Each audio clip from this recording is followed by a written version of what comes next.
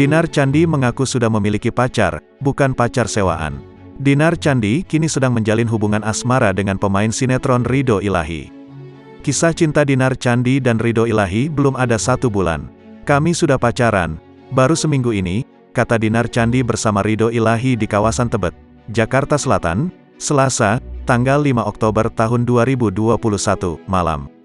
Seminggu lalu saat jalan-jalan ke Bogor, mereka sepakat untuk bersama. Nggak ada nembak, mengalir aja, ucap Dinar Candi. Waktu itu dia sudah punya pacar tapi DM aku terus.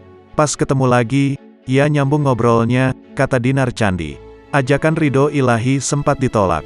Mungkin Dinar tahu gue punya pacar dan nggak mau diajak ketemu, ujar Ridho Ilahi.